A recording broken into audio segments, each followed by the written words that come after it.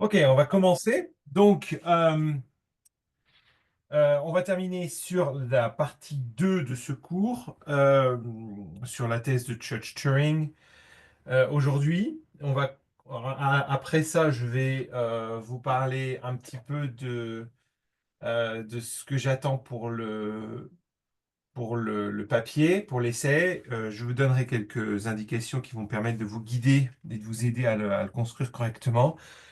Et puis après ça, on va pouvoir commencer à parler de la partie 3. Donc ce sera un peu court, on aura une séance et demie sur la partie 3, la théorie de la complexité, mais c'est pas grave, parce que c'est en fait des choses déjà, un, je pense que vous avez déjà vu, que vous connaissez, pour une bonne partie, et deux, c'est pas forcément essentiel dans le cours, ça vient apporter un élément intéressant, c'est surtout que on a construit tout un modèle, un contexte, un modèle théorique extrêmement pratique pour étudier la question de la complexité. Donc ce serait dommage de ne pas en profiter.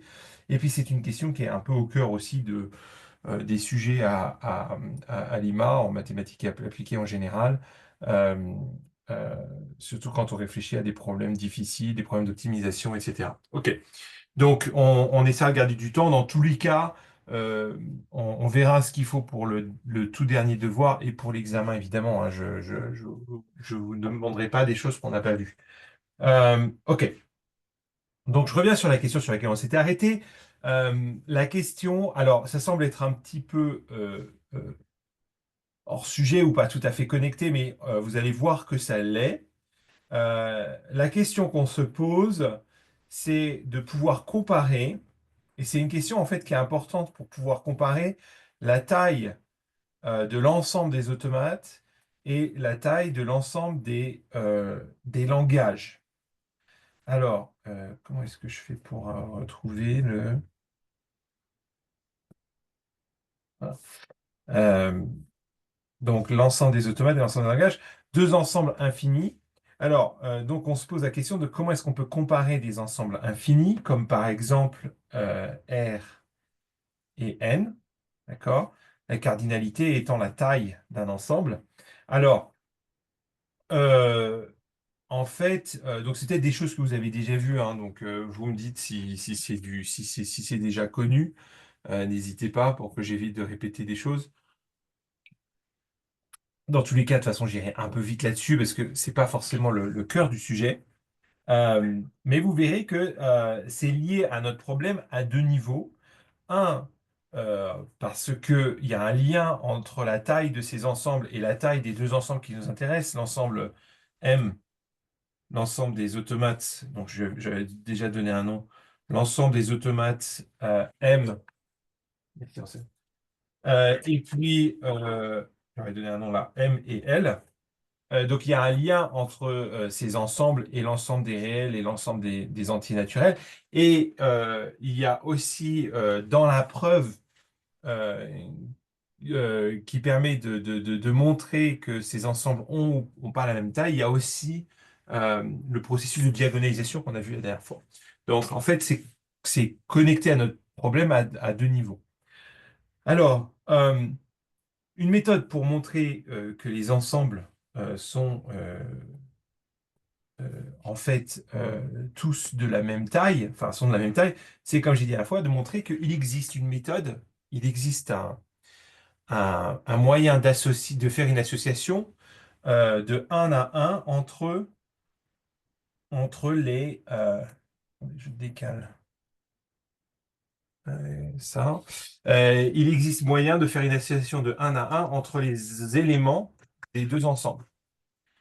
Euh, Comme je vous ai dit, hein, c'est l'exemple des deux sacs de billes, hein. Si vous enlevez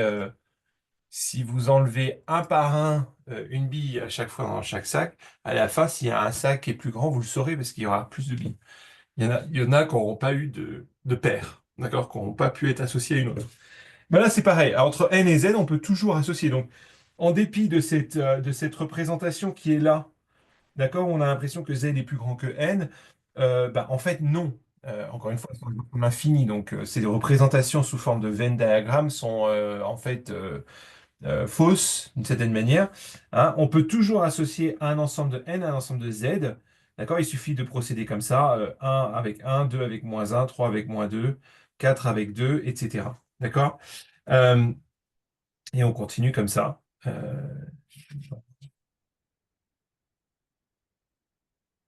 On continue comme ça.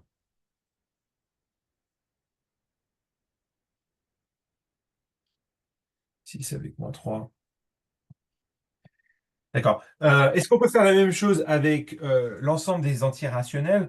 Alors, l'ensemble des rationnels, pardon, des nombres rationnels.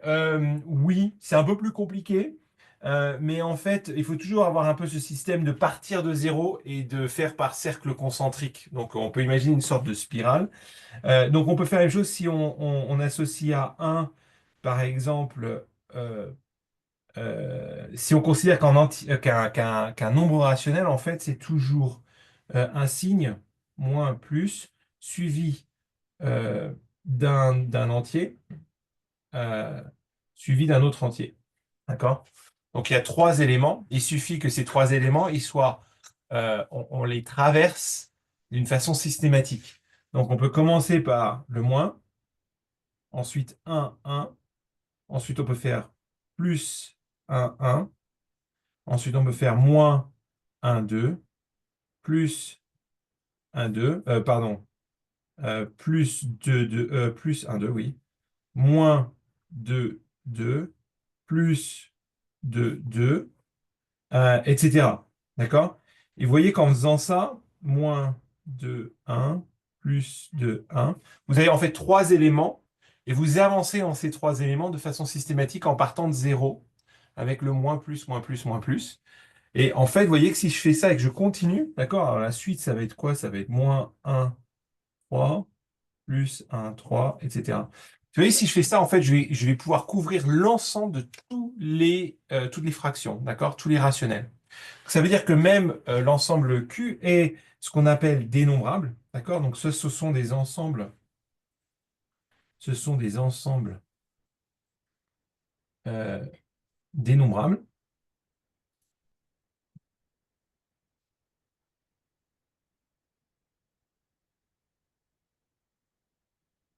Et la cardinalité de ces ensembles,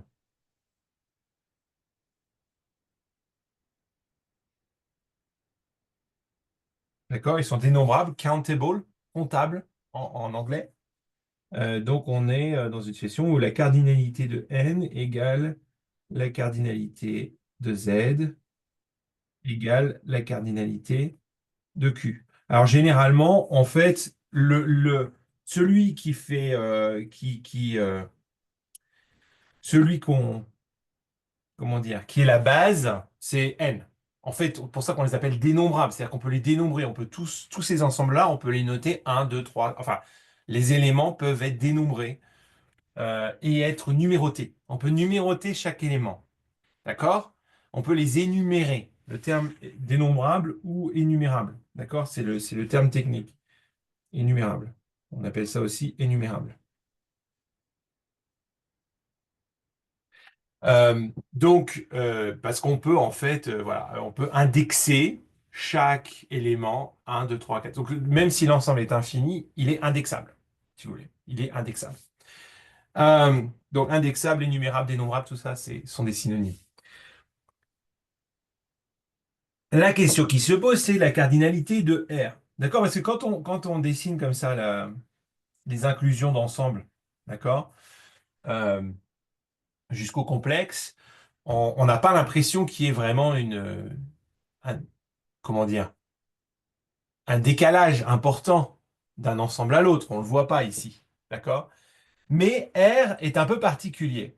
D'accord? Parce que déjà, si vous commencez à chercher euh, une manière de numéroter les réels, vous allez avoir un peu un problème. Qu'est-ce qui se passe si vous essayez de... Quelle est votre intuition sur la question de la numérotation des réels? Est-ce que déjà vous pensez que l'ensemble des réels est dénombrable? Et si oui, quelle serait votre méthode pour les dénombrer? Et sinon, pourquoi est-ce que vous pensez qu'il n'est pas dénombrable? Bah, à partir du principe qu'il y a une infinité de réel, par exemple, entre un et 2. Alors, si Oui, on fait ça avec l'infini, en prenant en plus les négatifs, c'est juste impossible. Enfin, c'est pas énumérable, du coup, c'est pas innombrable. voilà. Ça fait beaucoup. Mais ça fait beaucoup d'un autre ordre. Alors, effectivement, votre intuition, elle est très juste, en fait, hein. C'est-à-dire de dire que entre un et 2 qui sont en fait euh, si on essaye de mettre, euh, de mettre les... Je ne sais pas trop comment exprimer ça, mais ce que vous dites est tout à fait correct. C'est-à-dire, si on essaye de voir ça comme des cases, ici, euh, je vais, euh, je vais ajouter ici une forme de cases. Euh, on ne voit pas très bien, mais si on voit ça comme des cases, donc d'une façon discrète, c'est-à-dire on saute à chaque fois d'un pas à l'autre. Là, si j'essaye de paraphraser ce que vous avez dit, c'est clair que là, en fait, chaque saut était jusque-là discret, c'est-à-dire qu'il y a un et il y a deux, il n'y a rien entre les deux. Là, ce que vous dites, c'est ben, pour chacun de ces sauts-là, donc on a toujours cette infinité de sauts qui va à l'infini, d'accord? Mais en plus, pas très très bien, on a cette infinité de sauts. Mais en plus, à chaque saut, on a dans le saut lui-même une infinité. On a une infinité inclue dans une infinité. On n'avait pas ça avant. Donc votre intuition, elle est tout à fait correcte. R est pas dénombrable. Maintenant, comment est-ce qu'on peut le prouver? Et là, on est un peu dans le même problème, d'accord? Donc il y a Cantor qui a étudié cette question donc bien avant les machines de Turing. Enfin, bien avant, c'était au 19e siècle, donc c'est pas si longtemps que ça avant. Euh, mais c'est intéressant parce qu'on est un peu confronté, si vous voulez, à un problème similaire que celui qu'on avait avant. Si on veut montrer que R est dénombrable, comme on l'a fait avec Q et Z, il suffit de donner une méthode. D'accord? Et je ne sais pas si vous avez déjà fait le lien dans votre tête, mais donner une méthode revient un peu à donner une machine de Turing. Il suffit de montrer qu'il existe une méthode. Mais si R n'est pas dénombrable, quelle est la difficulté et comment est-ce qu'on peut procéder?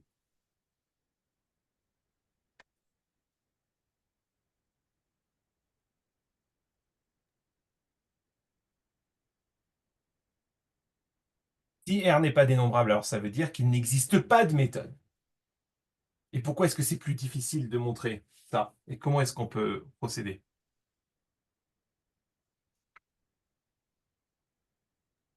Est-ce que ça marcherait avec un raisonnement par l'absurde? Oui, tout à fait, exactement. Même chose. Comme on a fait jusque-là, en fait, tous ces problèmes-là sont en fait très similaires, hein, parce que montrer qu'il n'existe pas de méthode, ça revient un peu à montrer qu'il n'existe pas de machine de Turing. Et donc, vous avez tout à fait raison. On peut montrer ça par l'absurde. Alors, quelle va être notre hypothèse si on veut montrer ça par l'absurde? Que R est dénombrable? Voilà, on va supposer qu'on a trouvé une méthode, que R est dénombrable, tout à fait, qu'on a trouvé une méthode. Euh, alors là, j'ai besoin de décaler un peu. Je sais pas si ça va marcher. Si.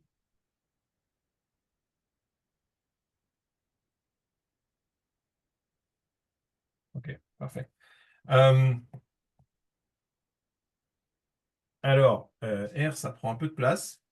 Et justement, c'est lié à notre problème, c'est que ça prend de la place vers le bas, mais aussi vers la droite. Donc, on va supposer qu'on a trouvé une méthode.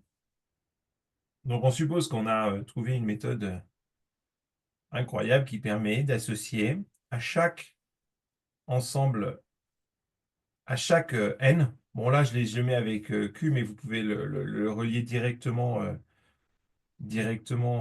au nombre entier, hein. 1, 2, 3, 4, 5, 6, 7, etc. Et donc, pour chaque entier, vous avez en fait associé un réel. D'accord? Alors, le réel, ça va être, en fait, peu importe. On peut dire que le premier, c'est 0,1, 7, 6, 3, 2, 9, 1. Je sais pas, puis après, il n'y a que des zéros. Puis le deuxième, ça va être 23,23. Celui-là, il a un schéma, mais c'est pas obligé, hein. Euh,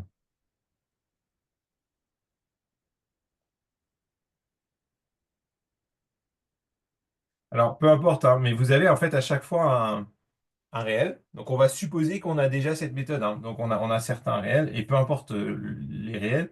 Mais ici, pour l'exemple, j'ai besoin de...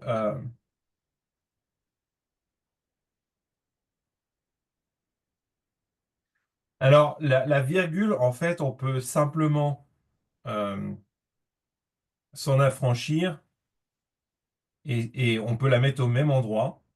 Et ensuite, on la décale avec un x10 puissance.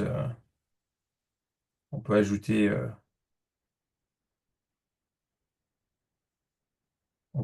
cette information de où se trouve la virgule. Après, donc pour le moment, on va faire fi de la question de la virgule. OK. Et comme ça, on a. Donc effectivement, vous remarquez qu'on va vers l'infini par là, d'accord? Mais aussi, on va vers l'infini dans cette direction-là. En fait, et c'est lié au problème qu'exposait, je crois, Eva, c'est que on a un double infini d'une certaine manière, d'accord? On a un infini dans ce sens-là, c'est-à-dire qu'on a une infinité de décimales possibles à droite et on a une infinité en bas. Alors, comment est-ce qu'on peut prouver que notre méthode là, eh bien, en fait, ça va être le même problème, hein. Et là, ce qui est intéressant, c'est vous allez peut-être enfin comprendre pourquoi on appelle ça la méthode de diagonalisation. Euh, alors, j'aurais pu le montrer aussi pour les machines, c'est un peu moins évident, mais c'est la même idée. Par un principe de diagonalisation, on peut montrer qu'en fait, il existe un. Donc, pour montrer que, par l'absurde, c'est qu'on va supposer que cette méthode existe, et il suffit de montrer qu'il existe. Donc, la supposition, c'est que par cette méthode, tous les réels ont un numéro. D'accord? Et donc, il suffit de montrer qu'il existe un nombre réel spécial. D'accord? euh, euh, Tel que, d'après cette méthode, R étoile n'appartient pas à R. D'accord? Donc, un réel qui existe, mais qui n'est pas dans cette liste. Donc, qui, selon cette méthode, n'appartient pas au réel, puisqu'il n'est pas dans la liste. Alors, comment est-ce qu'on peut construire? Est-ce que vous avez une idée? Euh, le premier chiffre, on prendrait là le premier chiffre qui relie à un Oui. mais en faisant plus un. Donc là, on a un 0, on mettrait à un. Le Ouais, tout à deuxième fait. chiffre, là, on voit que c'est un 3 donc on mettrait un 4. Et ainsi de suite. À chaque fois, on va rajouter, on va faire plus un. Et comme ça, on sait que ça ne peut pas être le premier parce que son premier chiffre est différent. Ça ne peut pas être le deuxième parce que son deuxième chiffre est différent, etc., etc. Exactement. Exactement. Très bien. Donc vous faites plus ça en fait chaque chiffre de la diagonale, d'accord? Donc mon R étoile, ça va être effectivement 1,4, 9, etc. D'accord? Donc c'est bien un réel. Ce nombre-là existe, d'accord? Mais d'après la méthode qui est décrite là, R étoile n'appartient pas à R. Euh, donc, on a une contradiction. Et donc, ça veut dire que R n'est pas dénombrable. D'accord? Donc, la conclusion, c'est que, et si R n'est pas dénombrable, c'est-à-dire que la cardinalité de R est bien supérieure à la cardinalité de N. Euh, alors, si vous voulez faire le lien avec la démonstration par diagonalisation qu'on a fait un peu plus haut, je vous avais dit dans une diagonalisation, euh, on a toujours deux autoréférences, une négation. Et bien là, c'est le même problème, d'accord?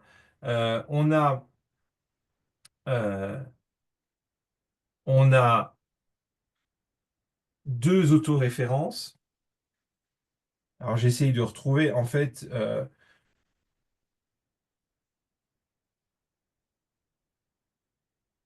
Euh,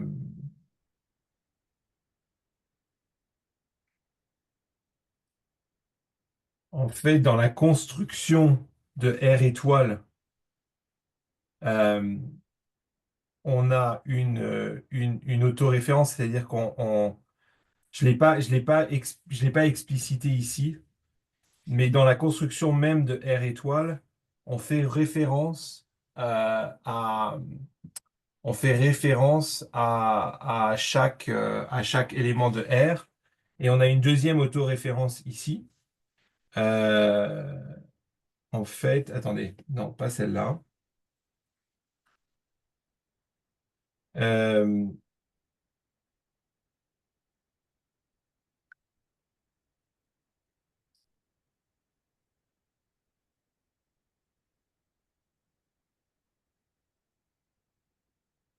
donc là, c'est moins clair. Mais la négation, parce que dans la façon dont j'ai construit, j'ai pas fait la preuve rigoureuse avec toutes les étapes, donc c'est pas forcément évident, ça apparaît pas évident et de façon évidente. Mais la négation, vous l'avez clairement ici, d'accord? La négation, c'est-à-dire que quand on dit euh, si, quand on dit ici, quand on construit D en disant si H accepte, D rejette, et si H rejette, D accepte, vous opérez une négation ici qui est vraiment rigoureusement, hein, sur le principe la même que celle-ci quand vous dites je prends l'élément et je fais plus un. D'accord? Donc je force une contradiction, je force la création d'une sorte de nombre paradoxal, de même qu'ici j'ai créé forcément une machine paradoxale. En introduisant cette négation dans l'autoréférence qui là n'apparaît pas de façon évidente parce que j'ai pas déployé toute la preuve. Mais donc ça c'est important et donc vous avez en fait cette diagonalisation. On aurait pu montrer ici en montrant en fait que euh, on, a- on applique M, on peut appliquer M à différents inputs, à différents W. Mais ici, on va l'appliquer à elle-même, qui est un des inputs. Et donc, quand on applique M à elle-même, on est vraiment sur cette diagonale, justement. Euh, et là, c'est l'idée. C'est-à-dire que la diagonale, le cœur de la diagonale, et c'est ça qui n'apparaît pas ici de façon explicite, le cœur de la diagonale elle-même la diagonale elle-même est une sorte d'autoréférence. OK. Euh, donc, qu'est-ce que ça veut dire? Pourquoi est-ce que c'est important pour nous? Alors, en fait, pourquoi? Ben parce que tout simplement, on peut montrer que l'ensemble des machines de Turing est dénombrable, d'accord? Et donc, c'est égal à la cardinalité de n. Et ça, c'est assez facile à voir.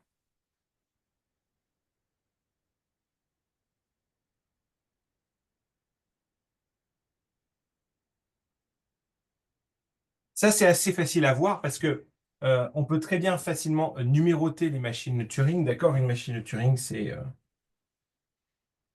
Q, sigma, gamma, delta, Q0 avec ouais, en gros, c'est ça, hein. Puis il faut toujours un Q accept, Q reject. Voilà.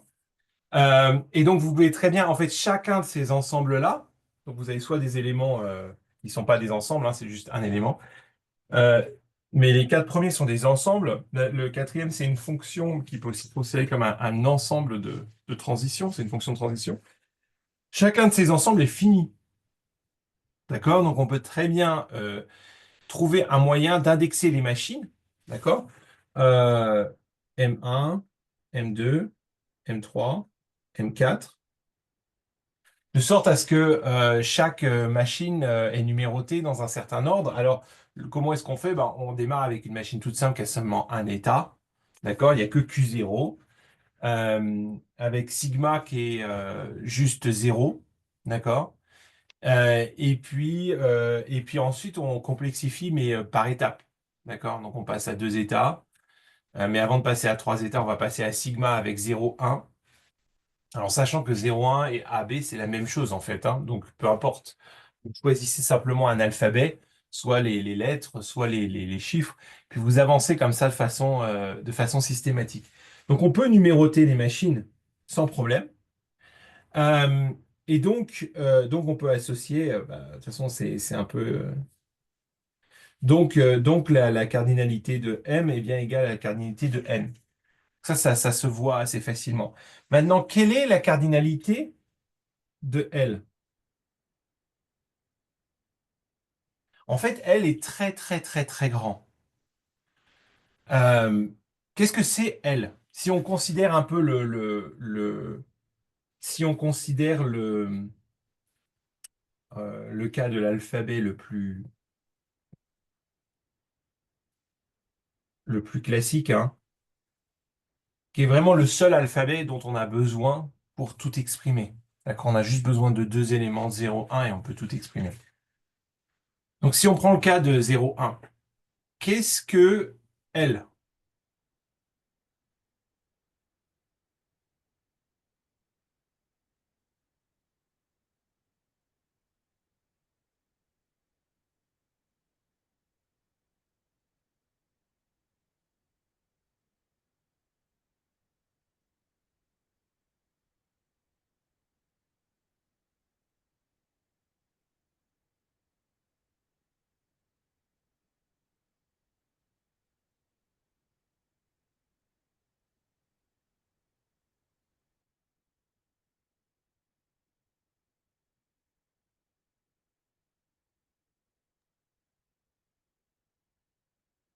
Est-ce que vous vous rappelez de ce que c'est que sigma étoile?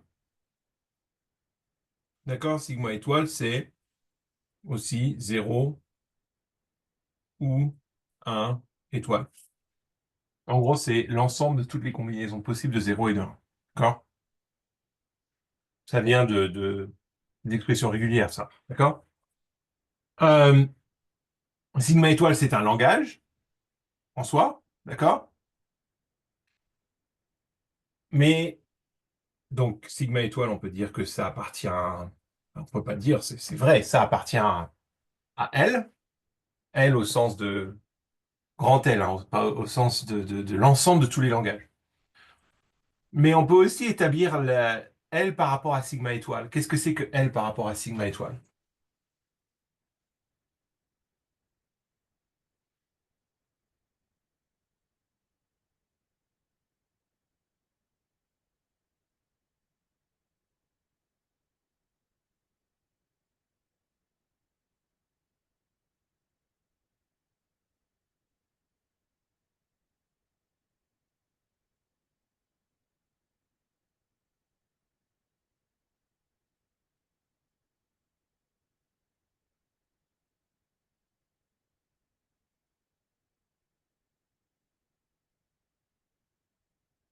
Qu'est-ce que c'est que L par rapport à sigma étoile?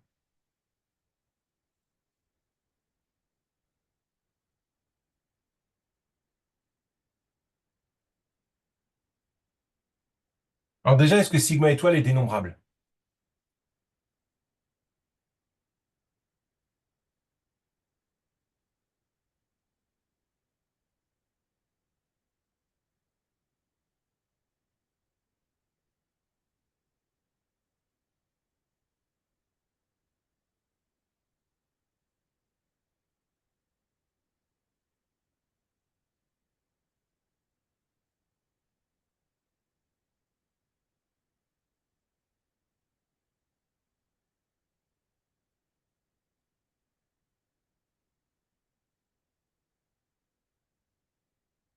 Oui, sigma étoile est dénombrable. En soi, sigma étoile est dénombrable. Vous pouvez en fait associer un nombre dans sigma étoile à chaque entier naturel.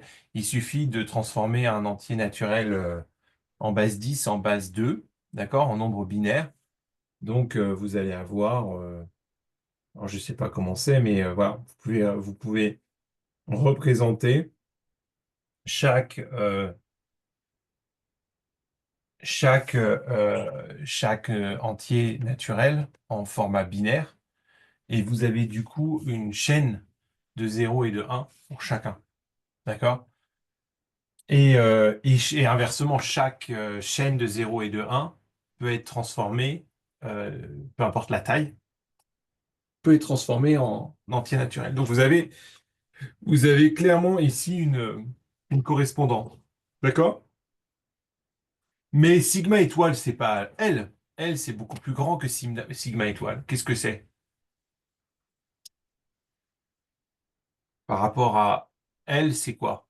C'est l'ensemble de tous les langages possibles. Sigma étoile, c'est le plus grand langage. C'est le plus grand, parce que c'est toutes les combinaisons possibles de 0 et de 1. Mais par exemple, si je prends 0 étoile, 0 étoile, c'est quoi par rapport à sigma étoile? 0 étoile, c'est un langage. D'accord?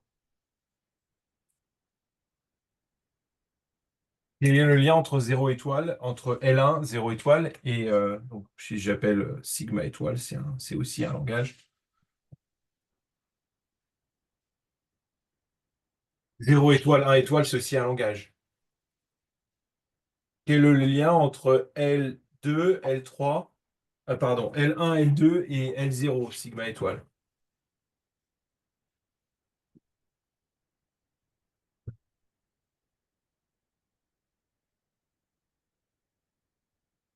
Euh, alors, c'est pas pour répondre à la question, mais c'est juste, je comprends pas trop la différence là entre sigma étoile et L2. Sigma étoile, c'est les permutations de 0 et 1. Ce que vous avez dit? Oui, alors sigma étoile, c'est 0 ou 1.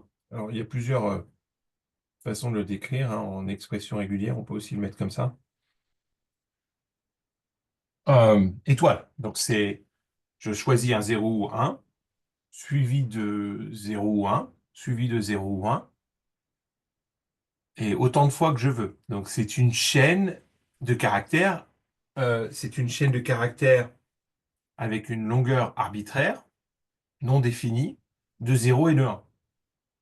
Alors que 0 étoile, 1 étoile, c'est n'importe quelle succession de 0 suivie par n'importe quelle succession de 1. Donc 0, 0, 1, 1 appartient à L2 et 0, 0, 1, 1 appartient aussi à L0, à sigma étoile. Ouais. D'accord? Mais 0, 1, 0, 1 appartient à sigma étoile, alors, alors que 0, 1, 0, 1 n'appartient pas à L2. C'est pas dans 0 étoile, 1 étoile, parce que 0 étoile, 1 étoile, c'est une succession de 0 suivie par une succession de 1. Est-ce que j'ai répondu à votre question?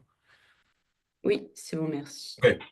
Donc, du coup, quel est le lien entre 0 étoile, 1 étoile? Donc, sigma étoile, c'est le plus grand parce que il n'y a aucune contrainte dans sigma étoile. D'accord?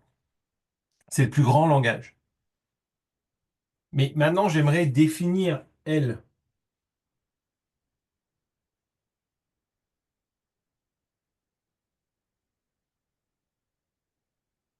Alors, une des questions, c'est est-ce que je peux comme ça numéroter tous les langages dans L? Si je peux faire ça, alors L est dénombrable.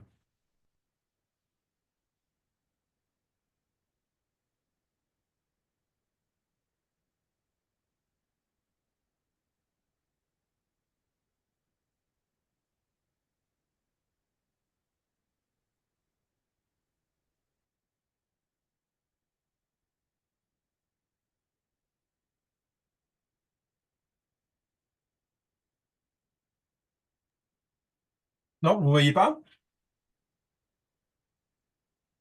Bah, le lien, c'est que 0 étoile, c'est un sous-ensemble de... 0 étoile, c'est un sous-ensemble de sigma étoile. Et 0 étoile, 1 étoile, c'est aussi un sous-ensemble de sigma étoile. En fait, tous les langages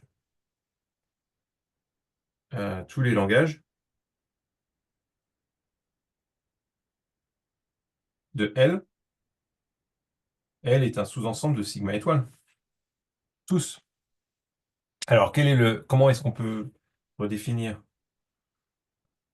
L, par conséquent, est une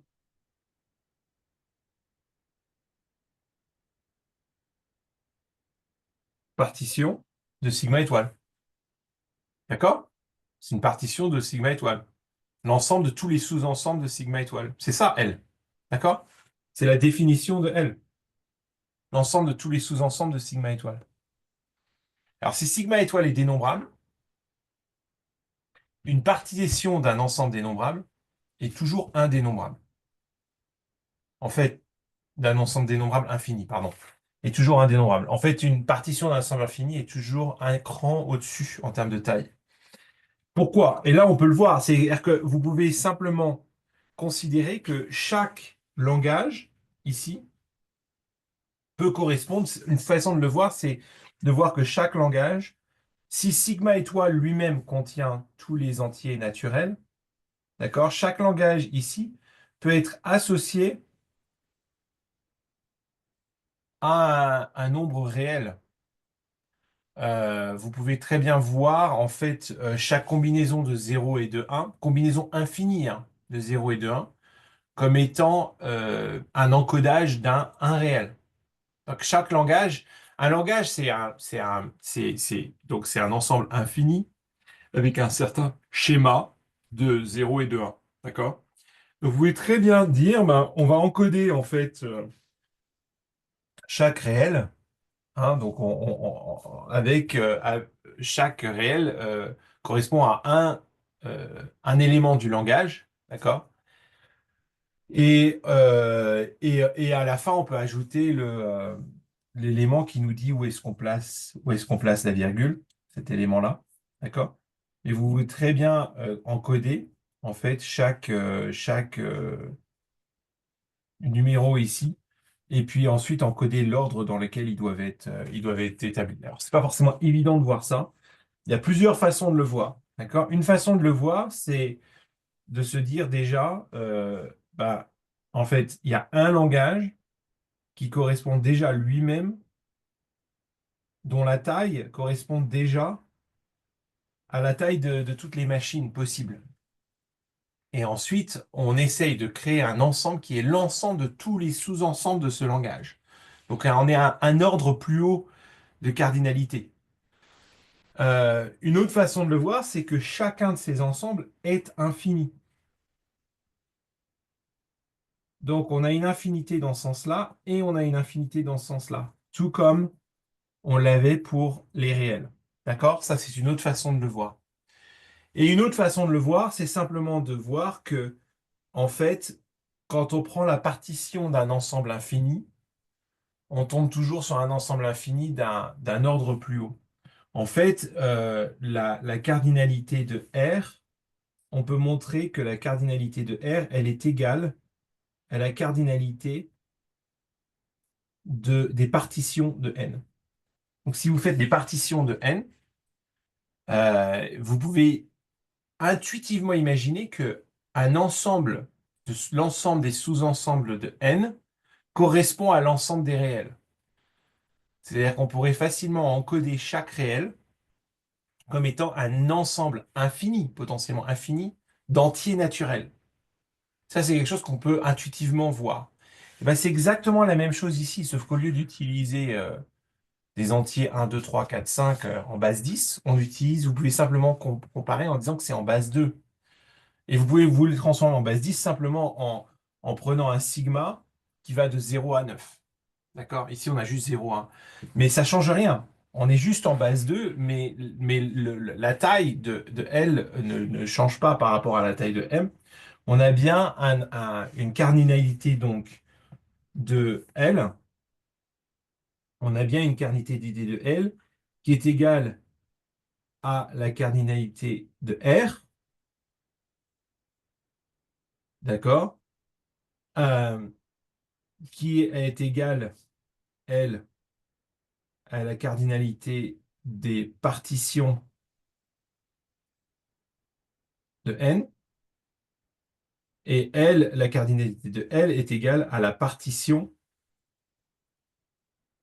de sigma étoile. D'accord? On a ça d'un côté, et de l'autre côté, donc toutes ces cardinalités sont égales, hein. Et de l'autre côté, on a, donc ça, c'est supérieur à la cardinalité de n, qui est égale à la cardinalité de sigma étoile. Et la cardinalité de n est aussi égale à la cardinalité de m des machines de Turing. OK? Euh, donc, on est à un niveau au-dessus. D'accord? Alors, en fait, en réalité, Cantor a montré que on peut toujours continuer comme ça dans les ordinaux transfinis. D'accord? Euh, on a cardinalité de n qui est inférieure à la cardinalité de P de n, qui est la même chose que cardinalité de R, qui est inférieure à la cardinalité. Après, vous pouvez prendre l'ensemble des partitions de réel, c'est-à-dire l'ensemble de tous les sous-ensembles de réel. Et là, vous êtes encore à un niveau au-dessus de taille d'infini. Et vous pouvez continuer comme ça, les partitions de partitions, etc. D'accord? Et il a donc donné des noms à ces ensembles. Aleph 0, Aleph 1, Aleph 2, si je ne me trompe pas, etc. D'accord? Donc, on a maintenant mais les tours eux-mêmes sont dénombrables. D'accord? Ça, c'est dénombrable. Mais on a une tour d'ensemble transfini, d'ensemble infini, de taille d'ensemble infini. D'accord? Ce qu'on appelle les ordinaux transfinis. Mais peu importe. Là, ce qui nous intéresse, c'est de voir que on a objectivement plus de langage que de machines. On a objectivement plus de langage que de machines. Et donc, on peut conclure que si on revient ici à notre question initiale, ben, si on a plus de langage que de machines, d'accord, comme une machine reconnaît toujours qu'un seul langage, on a forcément des langages ici, forcément, qui n'ont pas de machine. Il y a des langages qui ne sont pas recognizable, reconnaissables, forcément, qui n'ont pas d'automates qui les reconnaissent, puisqu'on a beaucoup plus de langages que de machines, d'accord?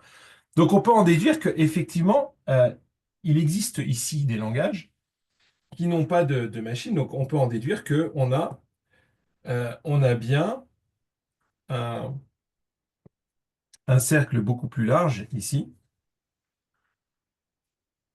un cercle beaucoup plus large, d'accord, de tous les langages. OK. Alors, est-ce que ça veut dire qu'on peut les identifier? D'accord? Parce on a un nombre de langages. Je veux dire, les langages sont aussi nombreux que les réels. D'accord? Donc, c'est-à-dire que ici, on parle peut-être de langages du type du nombre pi, par exemple. D'accord? Est-ce qu'on peut les identifier? Est-ce qu'on peut même les définir? Est-ce qu'on peut identifier des langages non Turing recognizable, non reconnaissables? Alors, oui, on peut. Il y a une technique qui permet de faire ça assez facilement. C'est simplement de constater que si un langage est non décidable, comme ATM, donc je vous rappelle que ATM est reconnaissable. Donc, qu'est-ce que ça veut dire que ATM soit reconnaissable? Ça veut dire que ici, je vais prendre ATM. Qu'est-ce que ça veut dire que ATM est reconnaissable et non décidable? Ça veut dire que si je considère l'ensemble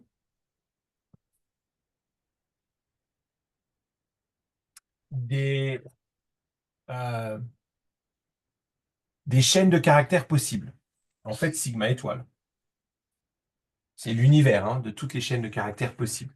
D'accord? Euh, ATM est un sous-ensemble de sigma étoile, comme tous les ensembles, tous les langages, c'est tous des sous-ensembles de sigma étoile. D'accord? Donc ATM est là. Euh, il existe une machine, vous avez construit un programme Java.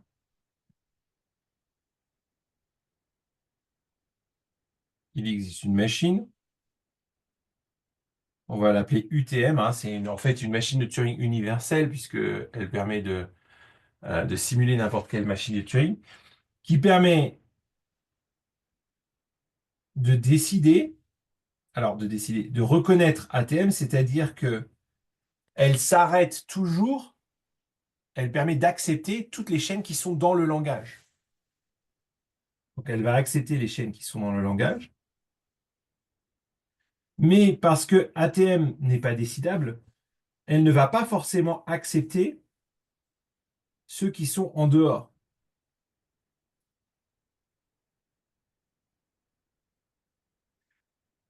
Ceux qui sont en dehors de ATM. D'accord? On n'a pas de mécanisme. On a prouvé qu'il est impossible de mettre au point un mécanisme pour toujours s'arrêter et faire un reject quand on est en dehors. C'est pour ça que j'ai mis des points d'interrogation là. Maintenant, quel est l'espace ici, là?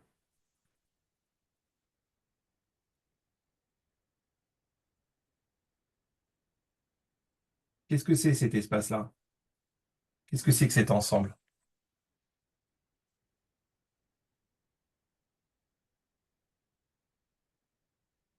Comment on peut l'appeler?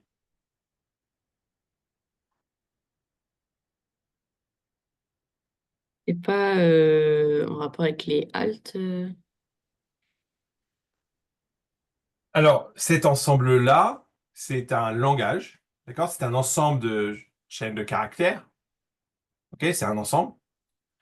Et effectivement, c'est un ensemble pour lequel donc là, je parle pas de alt. Là, je parle de. Donc, c'est pas alt. Non. Non. Formellement, en fait, c'est simplement le complément de ATM. Vous êtes d'accord? Puisque sigma étoile, c'est mon univers, c'est l'ensemble de toutes les chaînes de caractères possibles. D'accord? Donc, ATM, bar, c'est ça. D'accord? C'est tout. D'accord? Donc, ATM bar, c'est quoi? C'est sigma étoile moins ATM. Ça va? Tout simplement. Donc, c'est ATM bar, le complément de ATM. Mais qu'est-ce qu'il a d'intéressant ATM bar? Est-ce que ATM bar est décidable?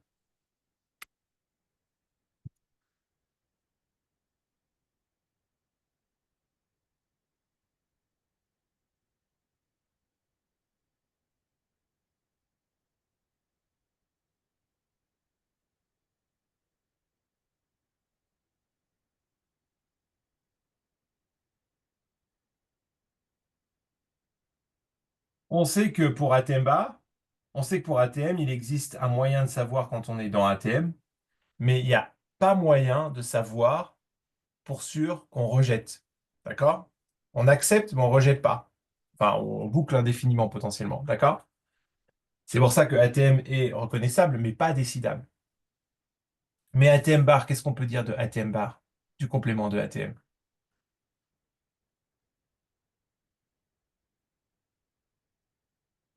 On s'arrête toujours, enfin, on peut trouver un moyen de s'arrêter quand on n'est pas dans ATM bar, d'accord? Quand on rejette.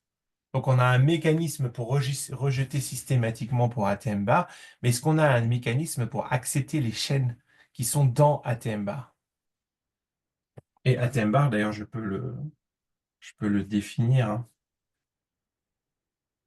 C'est l'ensemble, d'accord? C'est le complément. Donc, c'est logiquement, si je reprends ATM ici, ah, il est là à droite, c'est ATM bar, c'est l'ensemble des M W, tel que M est une machine de Turing qui n'accepte pas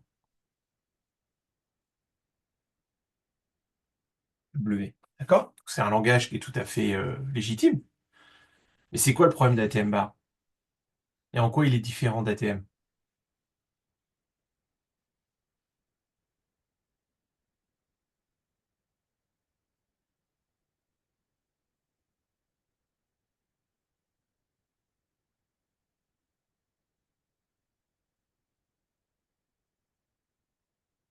Est-ce qu'il existe une machine de Turing qui permet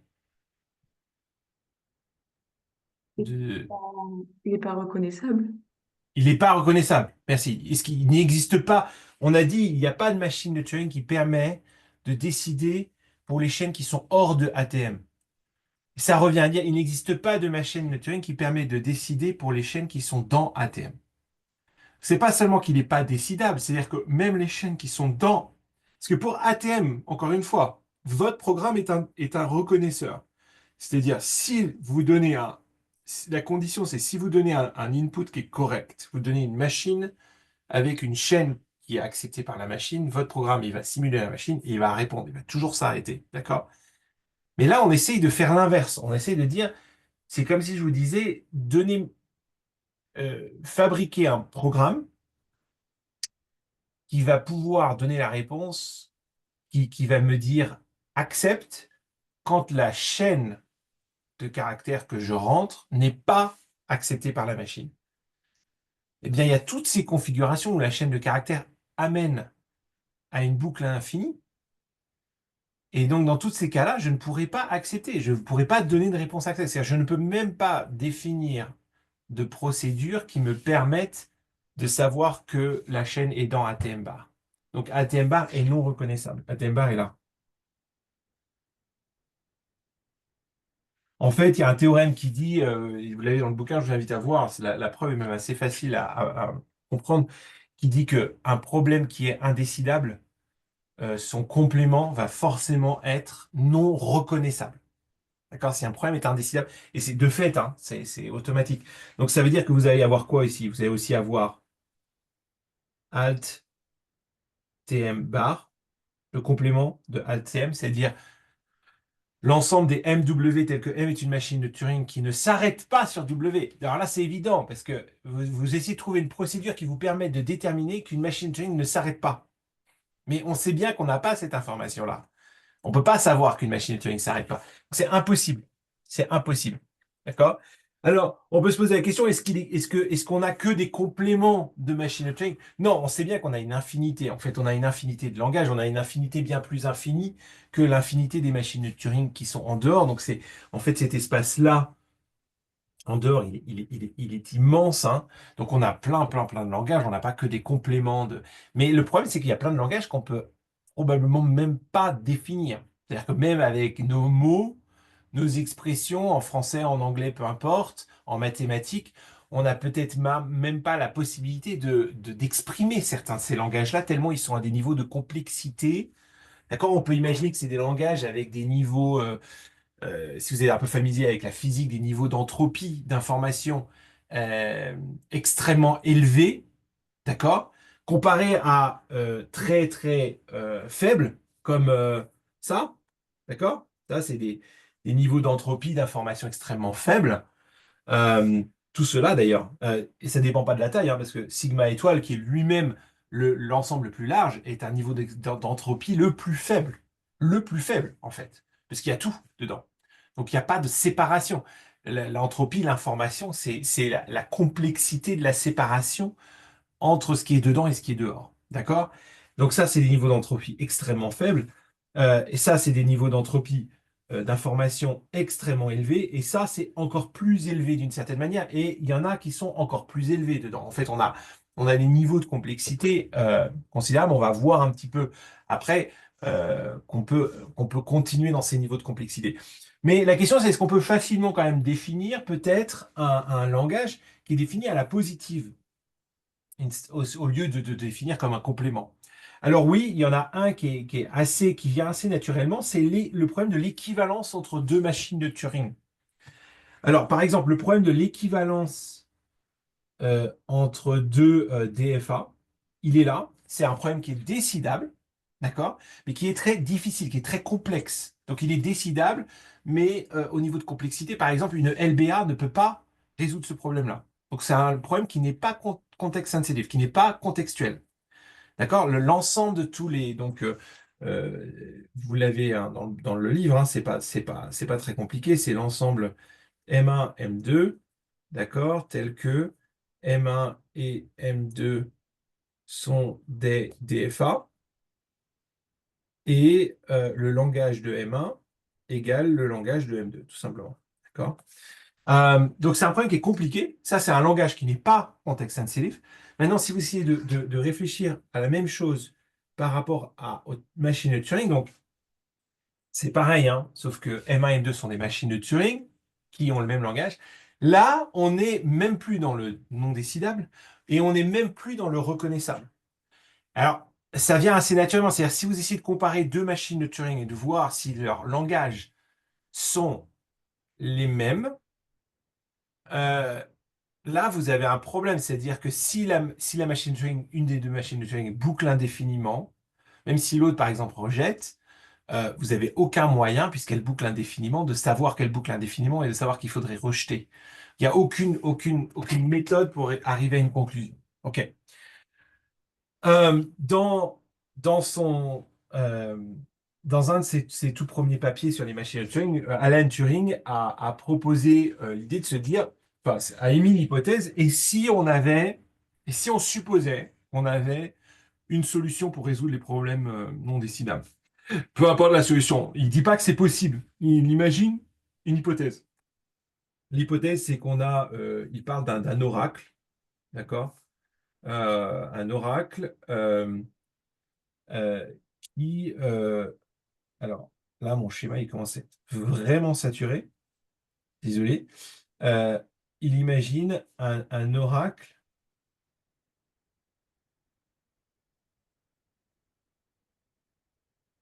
qui aurait la réponse, par exemple, à ATM, qui pourrait vous donner la réponse. Vous posez la question, et il peut vous donner, il peut décider, d'accord, un décideur pour ATM.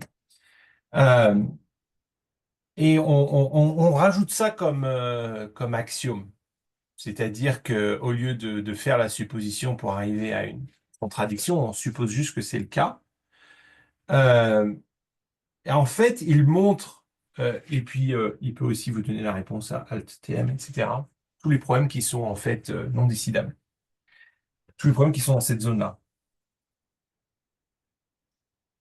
Euh, En fait, il montre que si vous faites ça, certains problèmes comme ATM bar, Alt TM vont devenir reconnaissables, mais seront toujours indécidables, et que vous allez toujours avoir une frontière qui va simplement, euh, comment dire, se grandir, mais vous allez toujours avoir des problèmes qui sont non reconnaissables.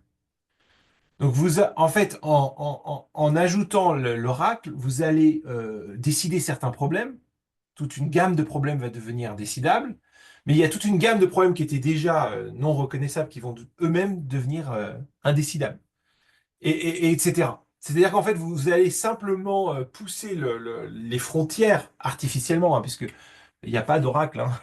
Enfin, en tout cas, euh, c'est juste une hypothèse. Vous allez artificiellement pousser les frontières, mais le problème fondamental restera le même. C'est-à-dire que vous allez toujours avoir des problèmes indécidables. Toujours. Même si vous rajoutez quelque chose comme ça. Donc ça, c'est lié aussi au théorème d'incomplétude qui dit que euh, même si vous rajoutez la proposition de Gödel qui est donc prouvable, enfin qui est vraie mais non prouvable, ça revient au même hein, que indécidable en fait. Donc il construit une proposition qui est vraie dans le système d'arithmétique de Peano, et cette proposition P qui est vraie, on sait qu'elle est vraie, il montre qu'elle n'est pas prouvable. On ne peut pas prouver cette proposition-là. Après, il dit, bah, supposons que, on rajoute cette proposition à notre axiome, à notre système, d'accord, comme axiome supplémentaire. Il montre que à partir de là, on peut trouver une nouvelle proposition qui est vraie et non prouvable. Il y aura toujours, c'est le principe de l'incomplétude, c'est-à-dire que euh, il n'est pas possible dans le système de tout prouver. Et là, c'est la même chose. Il n'est pas possible dans notre système, dans notre construction conceptuelle de machine de Turing et de langage, il n'est pas possible de tout décider. C'est pas possible. On ne peut pas tout décider. Il y a toujours des problèmes indécidables. Et même si vous rendez l'indécidable décidable, je peux toujours vous trouver de l'indécidable. Voilà. C'est ça l'idée. OK? Donc ça, c'est vraiment un résultat fondamental, je vous dis, à la fois de l'informatique, mais en fait, peut-être même avant tout des mathématiques. C'est vraiment un résultat fondamental des mathématiques. OK.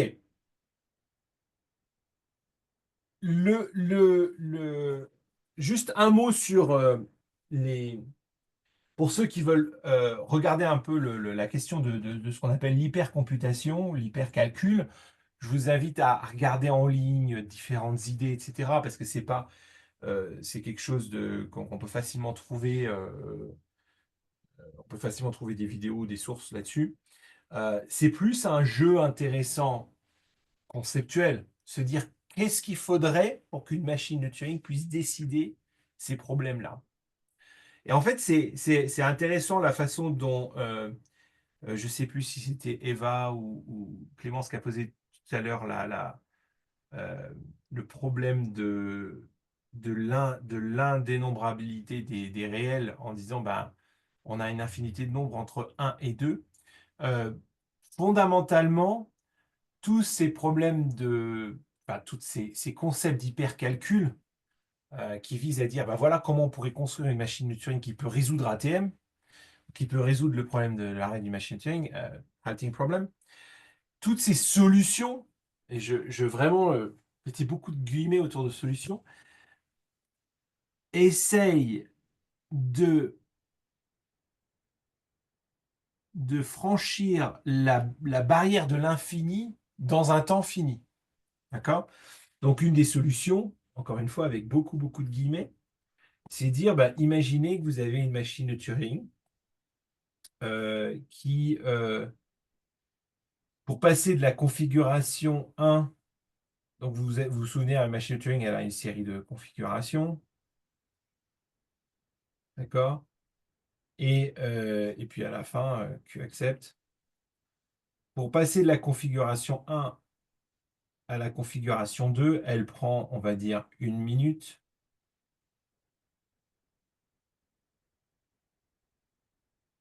De la 2 à la 3, elle prend 30 secondes. De la 3 à la 4, elle prend 15 secondes, etc. Donc, c'est ce qu'on appelle une accelerated Turing machine.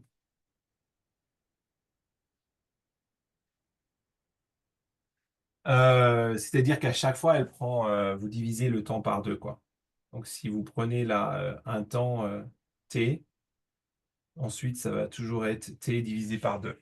Alors, qu'est-ce que ça fait? Ça fait que, bon, bah, si vous acceptez, de toute façon, c'est jamais un problème, hein. Mais imaginez que vous n'êtes pas dans un cas qui accepte, vous êtes dans un cas qui boucle à l'infini. Qu'est-ce qui va se passer?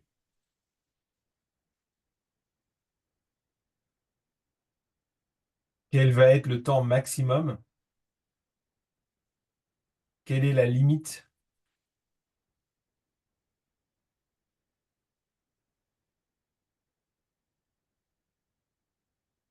D'accord, hein, en fait, on cherche à calculer la limite de la somme euh, de t sur 2 quand t va vers l'infini. Euh,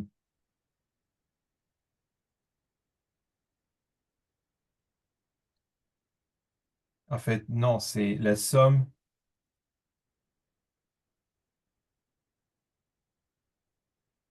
Il n'y a pas besoin de limite, en fait. Pas besoin de limite, c'est simplement la somme. euh,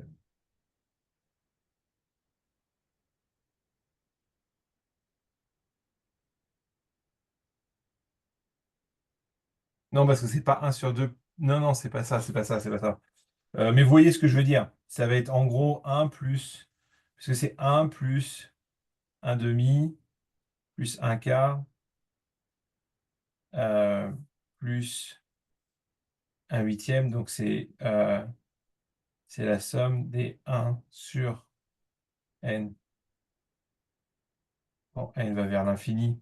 D'accord? Donc n appartient à n. Et ça, c'est égal à quoi?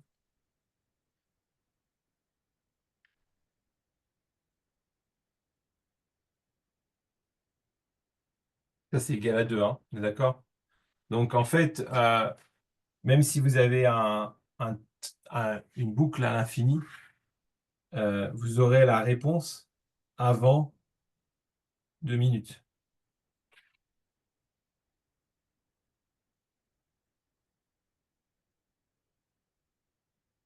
OK? Donc, ça veut dire qu'au bout de 2 minutes, bah, vous avez forcément la réponse que ça a bouclé à l'infini. Et donc, vous pouvez simplement ici faire un reject. Mais évidemment, il y a plusieurs problèmes ici. Déjà, le problème, c'est qu'on essaye de caler un temps infini dans un temps discret fini. OK, ça, c'est pas possible. Parce qu'en fait, le principe d'une machine comme ça, qui accélérerait, dont la vitesse d'exécution serait multipliée par 2 à chaque fois, d'un point de vue physique, déjà, c'est pas possible, parce que ça veut dire qu'à un moment, on dépasse forcément la vitesse de la lumière. Et, euh, et puis, conceptuellement, vraiment, on n'atteint jamais vraiment 2, en fait. On n'atteint jamais vraiment le chiffre 2. On l'approche asymptotiquement, mais on l'atteint jamais vraiment. Donc on suppose qu'on est dans une espèce de configuration où le temps se ralentit et on n'atteint jamais vraiment la limite de ce temps-là, comme à l'approche de la singularité au cœur d'un trou noir, par exemple. Mais en fait, d'ailleurs, certains modèles d'hypercalcul supposent, et si on envoyait une machine dans un trou noir, etc. Et tous ces modèles-là, enfin, ces considérations-là sont pas seulement théoriques, parce que la machine Turing elle-même est théorique, mais elle est théorico-pratique dans le sens où elle part enfin, comment dire, elle ne fait pas de suppositions complètement farfelues sur la nature du temps, de la temporalité. Ici, l'idée, c'est de dire, entre 1 minute, d'accord, là, c'est ma barre de 1 minute, et 2 minutes, je peux avoir une infinité de choses qui se passent. Une infinité. Mais déjà là, même là, c'est problématique, parce qu'on essaie de considérer l'infini comme étant quelque chose, et l'infini, c'est pas quelque chose, d'accord? L'infini, c'est un mouvement, c'est une direction. Et là, on n'a pas comment dire, de définition réelle de cette direction, puisque elle est, comment dire, cadrée, elle est limitée, contrainte dans un temps fini. Euh, Donc, toutes ces solutions, hein, de l'hypercalcul, en fait, reviennent toutes, d'une manière ou d'une autre, à essayer d'intégrer l'infini dans le fini. Et ça, c'est pas, vraiment, c'est important, c'est pas un problème technologique, parce que déjà, avec la machine Turing, on est déjà au-delà du technologique. On est dans l'abstrait mathématique, le théorique, d'accord? L'hypercomputation, l'hypercalcul, c'est pas technologique. C'est même pas hypothétique en termes de et si les lois de la physique étaient différentes. C'est plus hypothétique en termes métaphysiques. C'est-à-dire que dans les lois de la physique, de la théorie de la relativité, etc., on n'aimait pas. Enfin, on part toujours du principe que c'est un principe de base, que la physique ne remet même pas en cause ou ne discute même pas, il n'y a même pas de modèle différent pour réfléchir à l'idée de est-ce que le temps existe ou pas, quoi. D'accord? Est-ce qu'on peut mettre une infinité de secondes dans une seconde? On ne se pose pas ce genre de questions parce que c'est fondamentalement la base de la physique. C'est pour ça qu'on parle souvent de métaphysique. Ici, on est plus sur une espèce de supposition qui est de l'ordre de la métaphysique. Donc c'est pas que c'est impossible sur le plan théorique, c'est impossible sur le plan philosophique presque. D'accord? Alors, j'ai envie de dire, ça peut être intéressant de regarder ces idées-là, simplement pour arriver à la conclusion que, bah, en fait, la thèse de Church-Turing, elle est extrêmement solide. Puisque l'idée, c'est de dire, bon, peut-être que avec ce genre de modèle, on pourrait revoir la thèse de Church-Turing et simplement de la dépasser un jour avec des progrès technologiques. Mais vu l'ordre de ces hypothèses, encore une fois, qui sont, à mon avis, pas simplement du point de vue théorique, du point de vue physique, mais même du point de vue des hypothèses qui violent les lois, non pas de la physique, mais de la métaphysique. euh, si on regarde ça, on se rend compte en fait qu'il faut vraiment aller très très très très loin pour rendre l'indécidable décidable. Il faut aller très très très loin. Euh, donc d'une certaine manière, ces propositions-là, à mon sens, viennent plus renforcer la thèse de Church-Turing que la défier. Que la défier. Ok. Mais ça peut être intéressant de regarder. d'explorer une des questions pour le papier correspond à ça. Et si vous voulez argumenter dans l'autre sens, vous pouvez, mais il faut vraiment prendre au sérieux ce que ça veut dire. D'accord? Donc ça veut dire, c'est quand même un problème euh, quasi philosophique. D'accord? Donc, vous avez quatre questions possibles pour l'essai. Euh, je vais juste les survoler rapidement avec vous là, euh, pour que l'idée de la question soit claire. Parce que quand j'ai conçu ces quatre questions-là, donc elles sont exposées en anglais, sentez-vous libre évidemment hein, de décrire le papier en français, hein. Vous n'avez pas du tout, si vous avez envie de l'écrire en anglais, écrivez en anglais. Mais il n'y a pas du tout de, vous faites comme vous voulez. Euh, les questions ont été conçues de telle sorte que vous pouvez aller dans une direction ou dans l'autre, sans que ce soit. Il y en a trois en fait. Parce que je viens de me rendre compte qu'une des questions, c'est pour l'autre version du cours. Il y en a trois. L'une, c'est justement, est-ce que l'hypercomputation, l'hypercalcul appelle à une révision de la machine de Turing? Alors là, je viens de vous donner une direction très forte dans le sens du non, d'accord? Euh, mais c'est pareil, c'est si vous allez si vous prenez cette question, elle est plus compliquée à traiter, parce que si vous allez dans le sens du non, il faut être un peu plus, il faut vraiment fouiller et prendre. Ce que je veux dire, c'est qu'à chaque fois que vous prenez une direction, non ou oui, il faut que vous preniez très au sérieux l'autre direction, sinon c'est pas très intéressant. Donc si vous allez dans le sens du non, il faut que vous preniez très au sérieux la question du oui. Et si vous allez dans le sens du oui, il faut que vous preniez très au sérieux la question du non. D'accord? Donc si vous argumentez dans le sens de oui, ça appelle à une révision de la machine de Turing, il va falloir donner des arguments béton là, parce que je viens de vous dire que c'est quand même très très très très compliqué.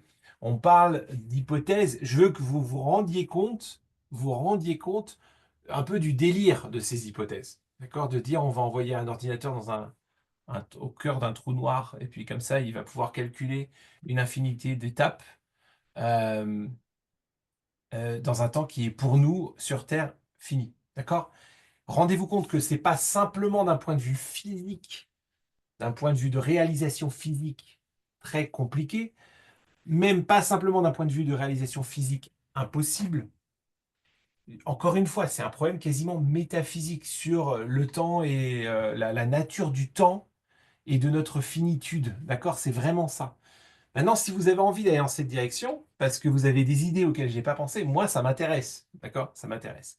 Si vous allez dans l'autre direction, essayez de ne pas être non plus évident, de montrer justement comment ce problème-là est quand même révèle des choses très intéressantes sur la nature de la thèse de Church-Turing. L'autre question qui est proposée, c'est est-ce que la thèse de Church-Turing est une découverte? Est-ce qu'on peut parler de la thèse comme une découverte? Par opposition à peut-être une invention ou une définition. D'accord? Alors ça, c'est quand même un problème très intéressant parce que concrètement, aujourd'hui, on a une certaine compréhension qu'on n'avait pas avant. Mais est-ce qu'on peut dire que c'est simplement quelque chose qui est dans notre tête ou est-ce qu'il y a une réalité objective derrière? D'accord? Les deux peuvent être.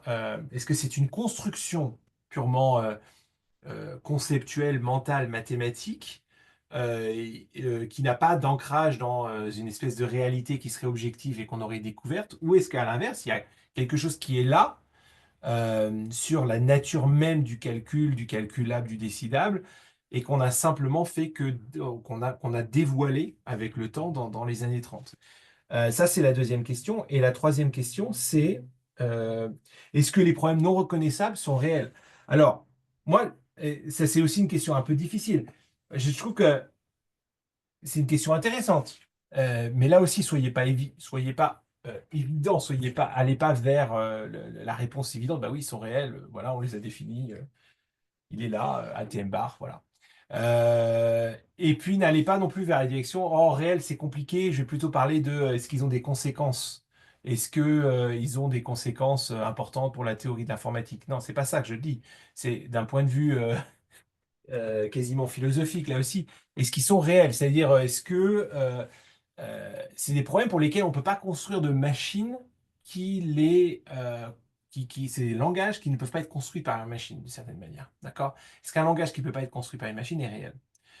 On peut aller dans les deux directions, là aussi. Euh, ok, alors, pour vous aider à faire le papier qui soit bien réussi, ce que je voudrais que vous fassiez, c'est de me donner. Alors, le papier, ça va être très très simple, hein, ça n'a pas besoin d'être très long.